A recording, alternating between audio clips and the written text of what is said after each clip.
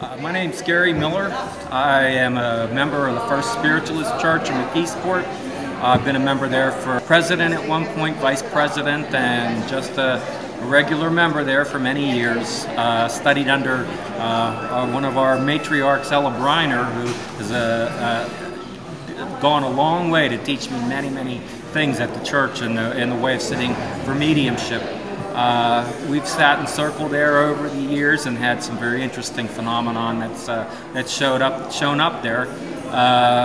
It's a place where people can come and enjoy regular spiritual service. If you're interested in having a reading, there are several readings that are done, many readings that are done from the platform at the end of the church service. There's healing available, which is a wonderful part of the service. And then if on the first Sunday of each month we have something we call Medium Sunday, where after the regular service we have a nice brunch upstairs. Number of mediums that would be available for mini readings down. So it's a nice way to meet some people and come out and just have a nice. If anybody's interested in developing mediumship, on Tuesday nights at 7 o'clock, the church has a development class there, circle that people can come. Anybody's welcome to come and join from 7 till 9 o'clock. So it's just been a place that I've always felt was home for me. And I know that people that are looking for something outside of the mainstream spiritual experience, spiritualism is a wonderful home for me, especially at the First Spiritualist Church. So I have done a lot of readings independently, where I have gone and done parties or just had people call and come for readings, and have found a number of different people in the area that are available for readings that I like to go to myself, because it's always good to get a little perspective.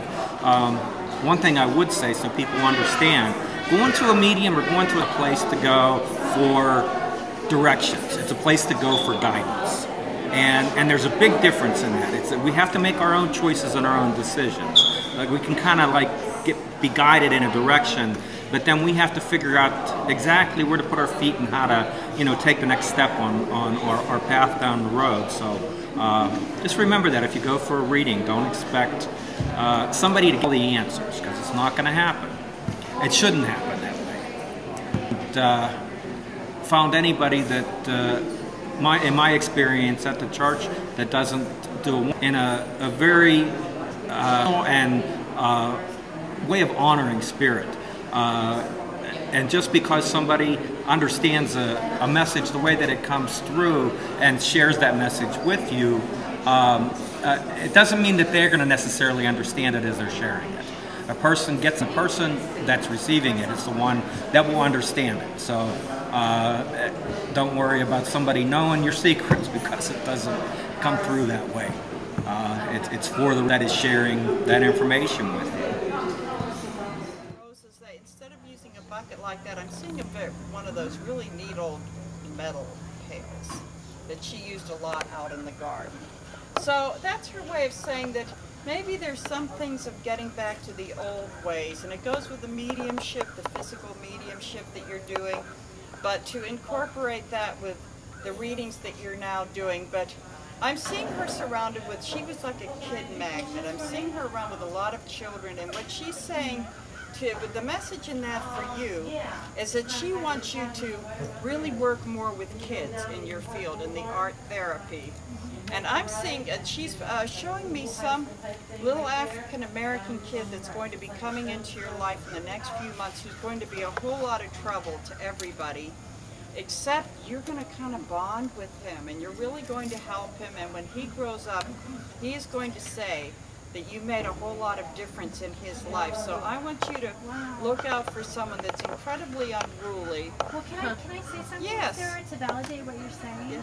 I teach inner city kids art, and there very well may be a kid coming in like that. Very soon, very soon. And I'm, yes, I'm seeing someone coming that I'm seeing like I'm seeing the Thanksgiving dishes being cleared. So sometime in between Thanksgiving by Christmas. Well, the sponsors are setting up a new studio for us. So pretty soon, like within the next couple of weeks, we're going to start up the studio again.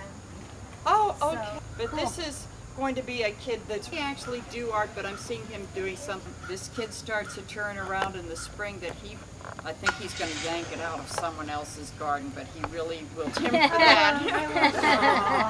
So I'm going to leave that to you with a lot of... Yay! We're all ready for a flower. Want to sit down, Gary? Thanks. Okay. Thanks. I just saw you in this lovely lily here.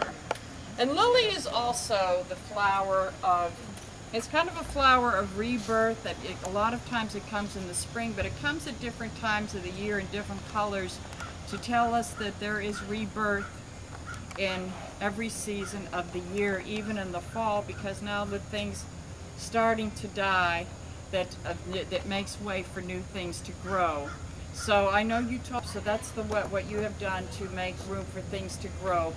And I know that you're doing your Reiki, but those 3 blooms say that there are going to be 2 other things that are going to come into it that's going to be all related and very much. But it's going to come in, I think, with the fact of learning sort of thing, and maybe nutrition, yoga, who knows. I'm seeing like a trinity link right there, and it's going to be all incorporated. And I'm actually seeing some of this coming out of that beautiful home that you live in, that it's going to kind of get started there, and you'll move it out to another place. But you're getting started in your home. And I've seen this little behind you, and I think she's